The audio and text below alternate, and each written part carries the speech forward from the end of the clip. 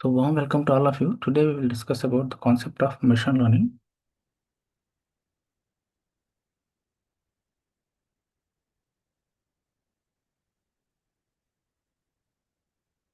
Machine learning is a branch of artificial intelligence that enables systems to learn from data and improve automatically. In fact, we know very clearly machine learning, it is a subset of artificial intelligence.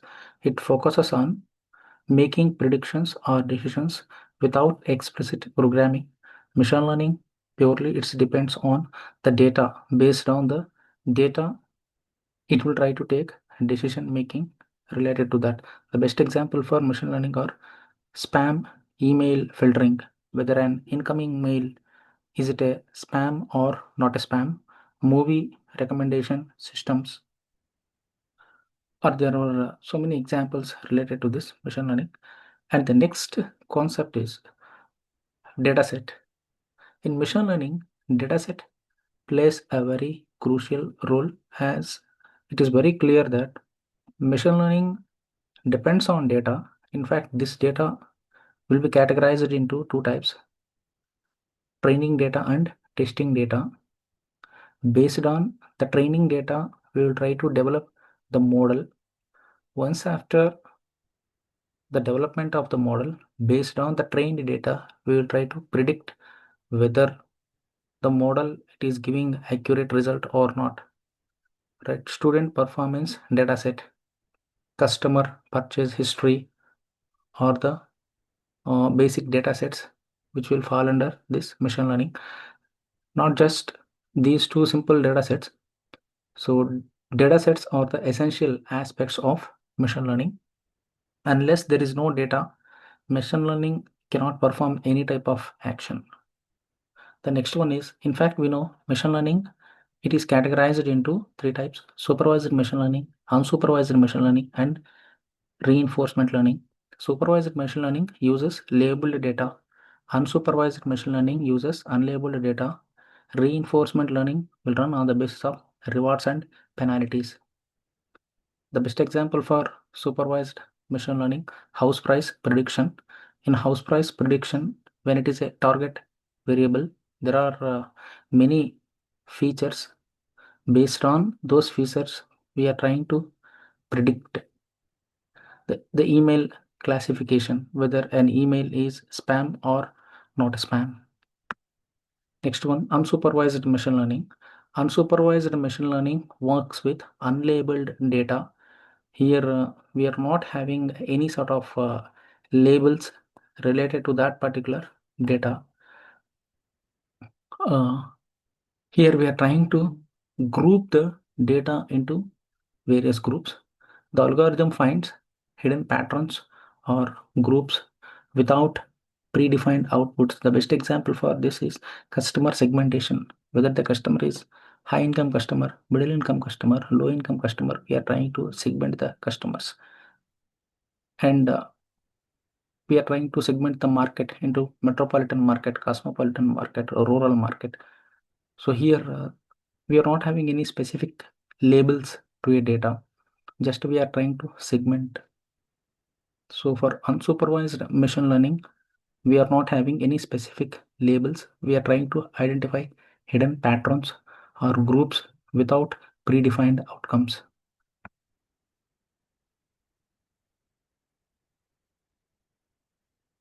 The next one is reinforcement learning. As we know that reinforcement learning, it runs on the basis of trial and error basis, guided by rewards and penalties. For every positive action will be rewarded, and for every negative action, penalties will be imposed. The model learns by interacting with an environment to maximize rewards. The best example for reinforcement learning is game playing in art with artificial intelligence, like chess games and all those things. Robot navigation systems and all these things will fall under reinforcement learning. In reinforcement learning, we will uh, try to develop the model on the basis of rewards and penalties. For every positive action, rewards will be imposed, and for every negative action, penalties will be imposed. And the next one, features. In every model development, there are two category of things will come into the picture: features and outcome variable, or features and target variable. Features are the most important, which will facilitates for achieving target outcome or target variable. Features are the input variables that describes the data. Selecting relevant features improves accuracy and efficiency.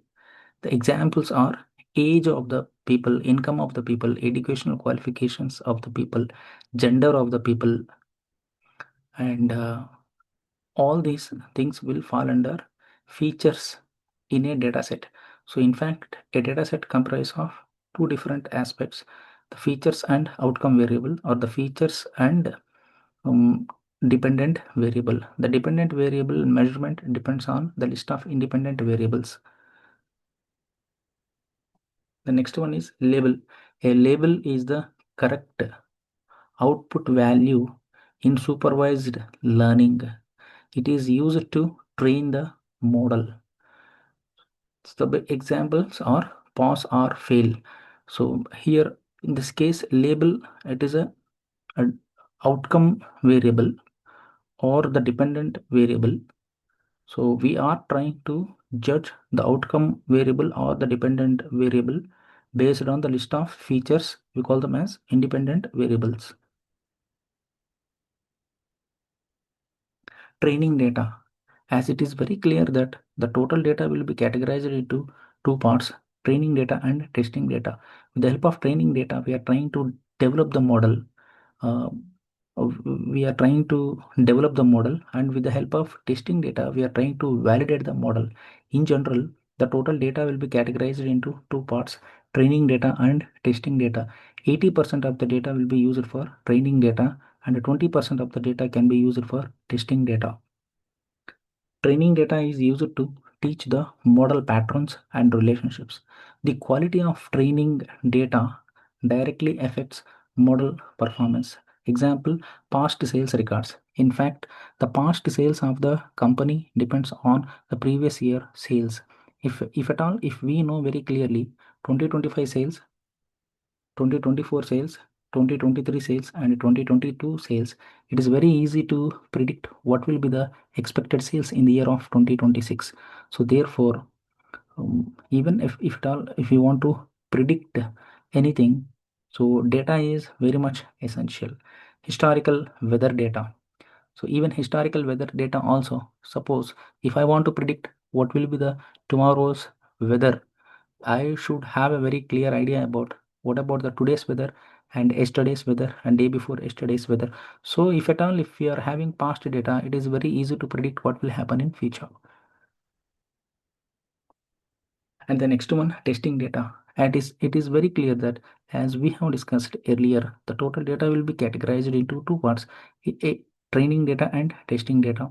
80% of the data will be used for training purpose, and the rest of the 20% of the data will be used for testing purpose. Testing data is used to evaluate the trained model. So this is what the most important. Testing data is used to evaluate the trained model. It checks how well the model performs on unseen data. It checks how well the model performs on unseen data. So this is the most important aspects. Examples: new customer details, new student exam scores. The next one is validation of the data. Validation data is used to tune model parameters during training. It helps to prevent overfitting. So what exactly the concept of overfitting? Overfitting speaks about the model performs well on trained data, but the model performs poor on testing data. This is what we called as overfitting. Then what is underfitting? The model perform poor on training data and testing data. So classification. Classification predicts the categorical outputs. Each output belongs to a predefined class. Example, classification type of problems will come to the picture, whether an email is spam or not a spam. So we are trying to classify the total email into two parts: spam mails and not a spam mails, disease detected or not, whether the person's disease is detected or not detected. So this is what actually classification. So classification will happen especially for categorical type of data. So regression predicts continuous numerical values. It is widely used for forecasting. In fact, when we want to predict something in the future, we should have a past data. So regression will be used for predicting what will happen in the future. So at that too, especially for continuous values. In fact, this regression will be classified into two types: simple linear regression and multiple linear regression. In simple linear regression, we are having one independent variable and one dependent variable. In multiple linear regression, we are having more than one independent variable and one dependent variable. Even something, if you want to predict in future, we should have a very clear data in our hand. Regression especially used for continuous data. The best example: salary prediction and temperature prediction. If at all, if I want to predict temperature, we should have a very clear past data so that we can able to predict what will happen in future. The next one, clustering. Clustering groups the data into different groups. So clustering groups similar data points without labels. It helps in pattern discovery. So the clustering will fall under grouping the total data into different segments. Suppose the simple example, marketing data, customers data, right? High income customers, middle income customers, low income customers. There were three different clusters over here. So clustering speaks about grouping similar data points into different groups. The example, market segmentation, image grouping are the simple examples for clustering. So algorithm. So next one is algorithm. An algorithm is a set of rules or steps used to train a machine learning model. So an algorithm is a set of rules or steps used to train a machine learning model. Different algorithms used for different type of problems. So example, linear regression problem. We are having some set of linear regression related algorithms. K nearest neighbor related problems. We are having some other set of algorithms. In fact, an algorithm is a set of rules or steps used to train a machine learning model. So the next one is model. A model is the output of a trained algorithm. In fact, it is very clear that we have been discussed earlier. Entire the total data, it is divided into two parts: trained data and test data. So a model is an output of a trained algorithm. It is used to make predictions on new data. However, 80% of the data we are using for training data. Based on this output, we are trying to validate a new data point. So this is what we call testing data. Examples: trained decision tree, neural networks. So the next one is overfitting. As we have already discussed earlier, overfitting will come into the picture in a situation whenever the model perform well in trained data, but the model perform poor in testing data. This is what we call overfitting. However, we will develop a model. This model will perform well in trained data. Similarly, it perform poor in testing data. This is what we call overfitting. The opposite is underfitting. Underfitting will tell you the model perform poor in trained data and testing data. So in both datas, the model perform very poor. This is what we called underfitting. So we have discussed just now. Underfitting explains about the model perform poor in trained data as well as in test data. It is a very pathetic condition where the model performs poor in trained data and test data.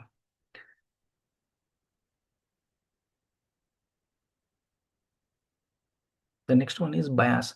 Bias is the error due to incorrect assumptions in the learning algorithm. High bias leads to underfitting. So bias is the error in the model. So bias speaks about the error existed in the model. This bias leads to, or this bias creates underfitting of a model. Example, ignoring important features of that particular model will create a bias in the model. So therefore, uh, this type of model leads to underfitting and oversimplified models. Variance. Variance measures how sensitive a model is to training data changes. High variance leads to overfitting. Example, complex models, fluctuating predictions, or the basic symptoms of this over variance and bias. Accuracy. Accuracy measures the percentage of correct prediction. So therefore, there are so many techniques related to accuracy measurement of a model. Accuracy measures the percentage of correct predictions. It is commonly used for classification problems. Example, exam result prediction, spam detection. What extent, how far the model is rightly predicting a given scenario. That speaks about the accuracy of a model. Now the next one is precision. Precision measures how many predicted positives are actually correct. So however, the model predicts, right, how many predictions are positives and are actually correct predictions. It is important when false positives are costly. Example, fraud detection, medical diagnosis. How many times our model accurately measuring, which speaks about the precision. The next one is recall. Recall measures how many actual positives are correctly identified. It is critical when missing positives is dangerous. Example, cancer detection and fire alarm systems. Both the precision and recall values are more essential as because when you try to predict something, how many times it is rightly predicted, and all these concepts are fall under this precision and recall. Now the next one is feature scaling. Feature scaling normalizes input data to a common range. In fact, the data, the input features can have a different scales, and these scales need to be normalized. Normalization means that bringing the total data point to a common range. It improves algorithm performance and convergence speed. Example, normalizing heights and weights of the students, which enhances the overall accuracy of the model. Scaling pixel values and all these things. Generalization. Generalization is the ability of a model to perform well on unseen data. It indicates good learning. What extent our model is performing well even on unseen data.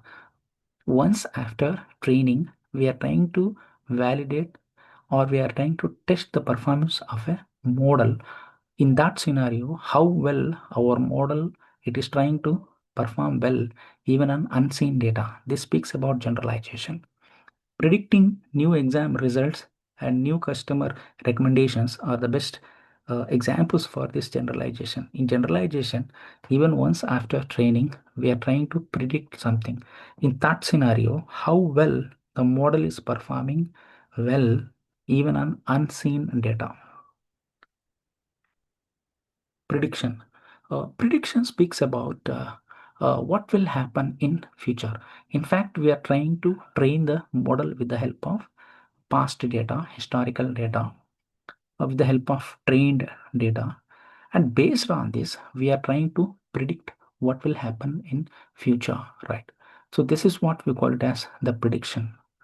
In fact, in the case of predicting house prices, with the help of various feature parameters, we are having data and we trained the model.